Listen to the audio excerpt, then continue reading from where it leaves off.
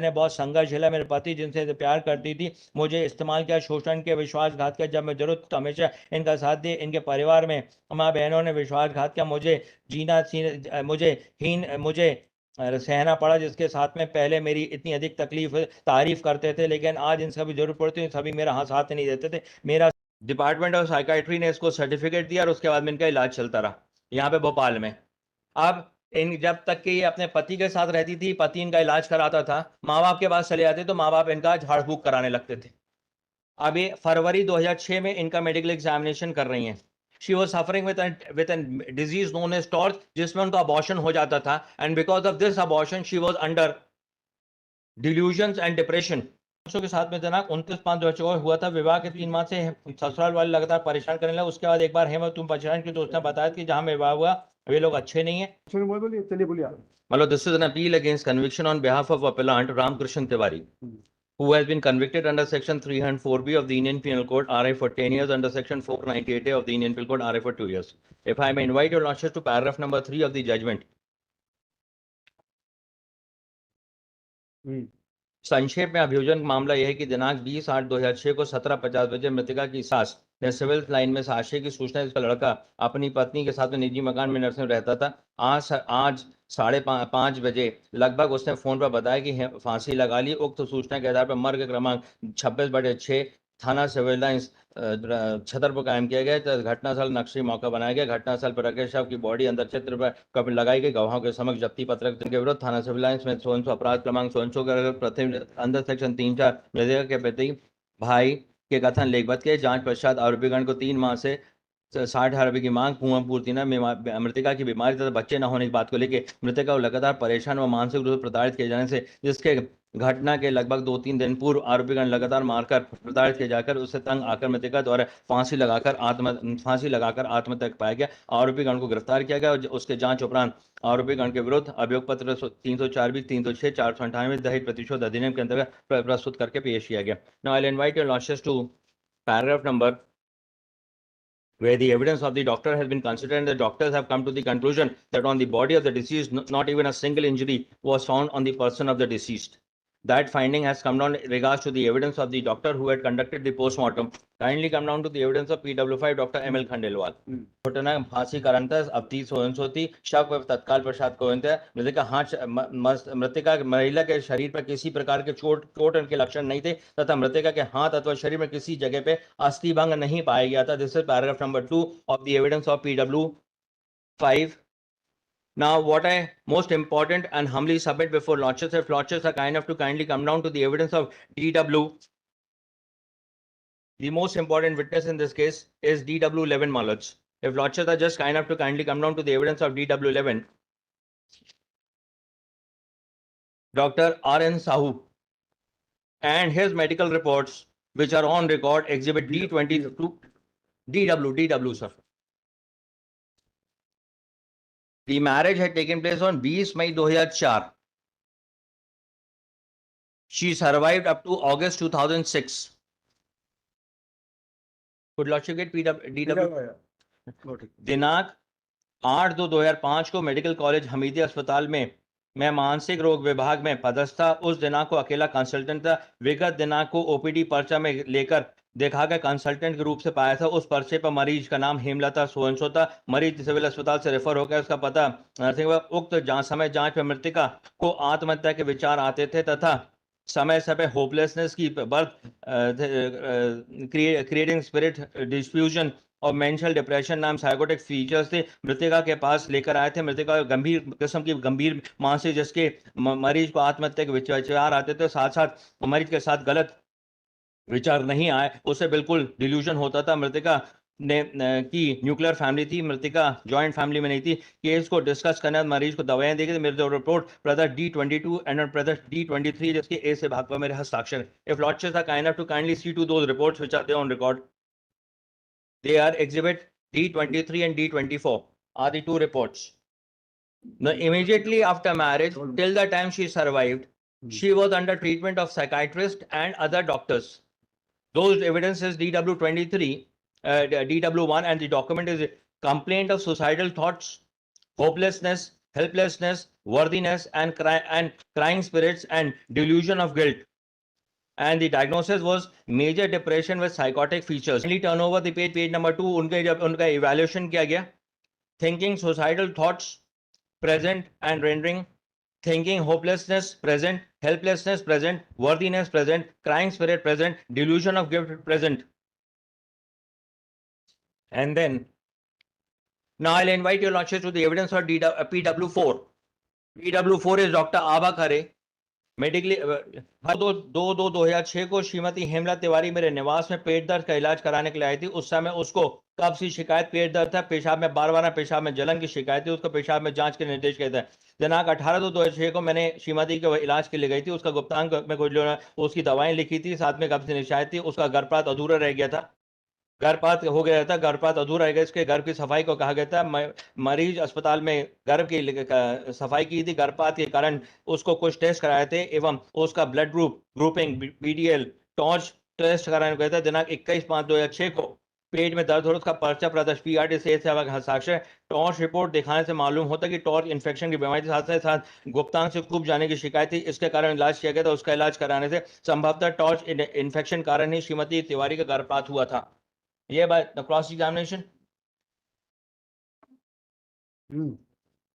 यदि उक्त paragraph number 4 line number 10 9th line, ये चारों वायरस जो पाए जाते हैं उससे टेंडेंसी गर्भपात की होती है। ये सही कि वायरस गर्भपात के उत्तरदायी होते हैं। टॉर्च रिपोर्ट प्रदर्श D1 है। जैसे उक्त बात चारों वायरस संक्रमण पाए गए थे तथा मैंने हेमा का इलाज किया था।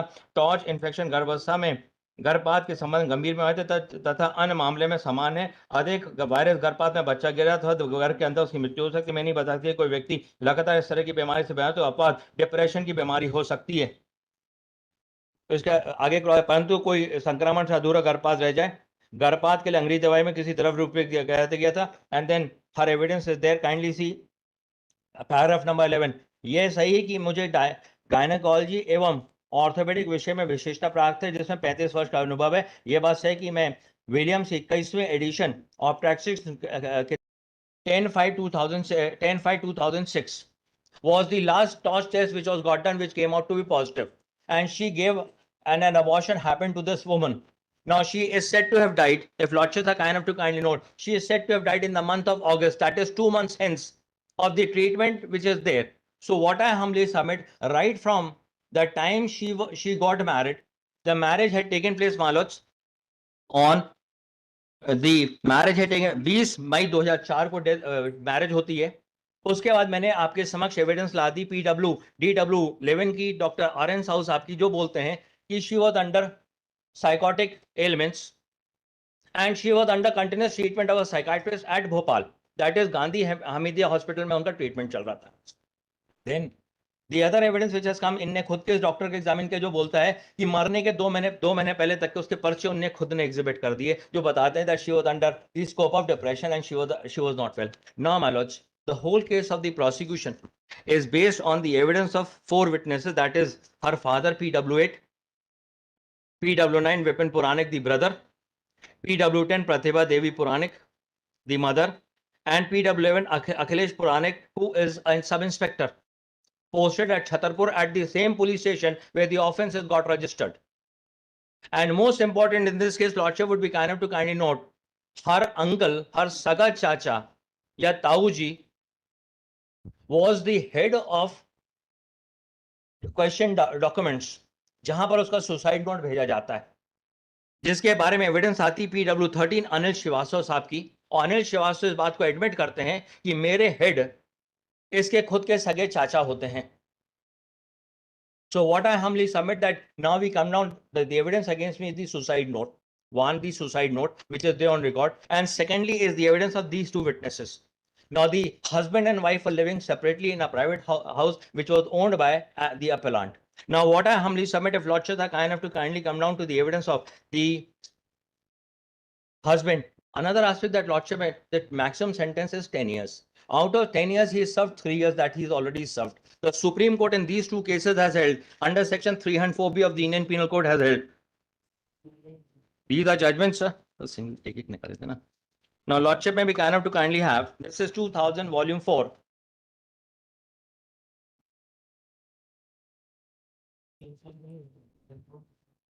मैं बता दे तारीख भी बता दूंगा. And Lordship may have this 2004-13 Supreme Court cases 526.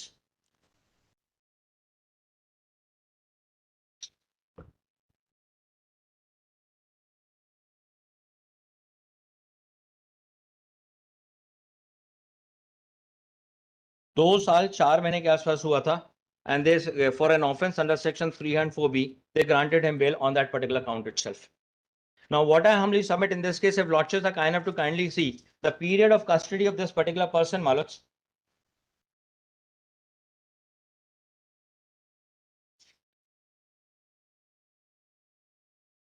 बाईस 8/2006 को इनको अरेस्ट किया जाता है.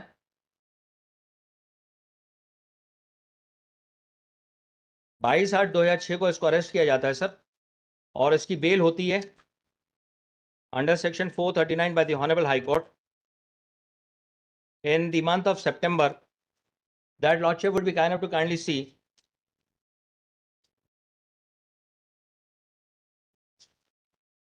bail is granted on 9/10/2000. वे बहुत परेशान करते हैं मारपीट. PW11 is the uncle. आपने फादर बोला ना. Sorry, father is PW8. Sorry.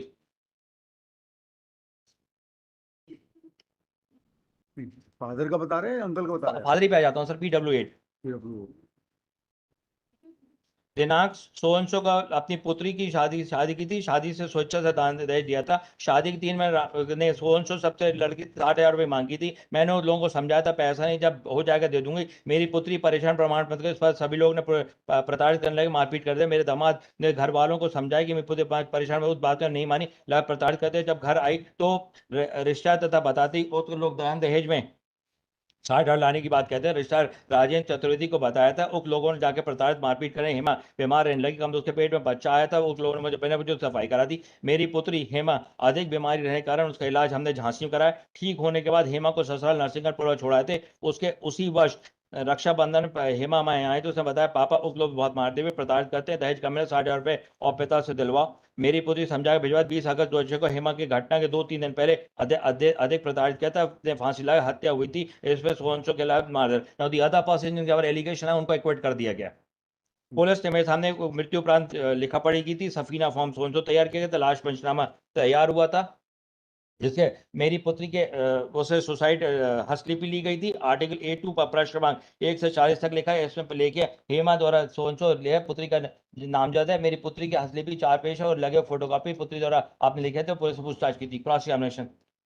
साक्षी ने पहले बताया कि 5:30-6 बजे लाश पंचनामा प्रदर्श पी बना था. साक्षी ने बताया सब पंचनामा देखकर के बताया था. प्रदर्श P 1 में के बताया था पुलिस को 60,000 रुपए की मांग अभ्युगण द्वारा नहीं करना बताया था, मारपीट करना भी नहीं बताया था. So his first statement is that he has never narrated कि उसे 60,000 रुपए मांगते थे या उसे मारपीट करते थे. For that lordship may kind to kindly come down to paragraph number 6. स्वतः का कि ऐसी घटना होने में जब मेरी पुत्री मृत पड़ी थी उस बताना संभव नहीं थी. मेरी पुत्री मैंने पुलिस पंचायतनामा बनाते समय लिखित में अभ्युगण द्वारा दहेज की मांग करना, मृतका को परेशान करना व मारपीट का संबंध में नहीं दी थी. स्वतः कि हम लोग दुखी परेशान हो रहे थे इसलिए निरीक्षक ने कहा था हम बता दें. फिर उन्होंने सुसाइड नोट मिला था. मैंने सुसाइड नोट को संबंध में नहीं बताया. मैंने पुलिस को सुसाइड नोट के संबंध में नहीं बताया. स्वतः कहा कि पुलिस ने हम लोग को बाहर कर दिया. पड़ोस की महिला शव की जांच गुप्तांग की जांच जो ब्लाउज में मिला था जिसे पुलिस ने पढ़ा था. मेरी पुत्री को जांच हो रही थी कि इस कारण निकाला था. मैंने सुसाइड नोट निकालकर नहीं देखा था. ये कहना से दिया हुआ है. और करीब 27 साल की उम्र में स्वास्थ्य 3 महीने से खराब है. पहले मुझे कह के परेशान किया जब बच्चे नहीं हो रहे तो संबंध रखने से क्या फायदा, जब बच्चा है तो अबाउट हो गया तो उसके बाद में कह रहे हैं मुझे संबंध में क्या फायदा. मैंने लाखों बार कहा डॉक्टर को दिखाओ लेकिन इन्होंने साथ नहीं दिया. मेरे पापा ने देखा है जैसा स्थिति मेरे पापा चाचा को पता नहीं लगे वे सब पता चला. स्थिति में झांसी आई. क्या भूल पाऊंगी. मेरे पति ने मुझे इनके परिवार के साथ तकलीफ दी एवं the psychiatrist that this woman is suffering with delusions, she's suffering with hopelessness, and that report which is given by the doctor is absolutely true regards to this particular letter. And what I humbly submit, reading of this would go down to indicate that this is nothing else but a suicidal thoughts what she is getting over there because of the ailment that she is suffering, that is the depression and delusions. And then one more aspect that Lordship may be kind enough to kindly see is the evidence of DW 23, DW 13.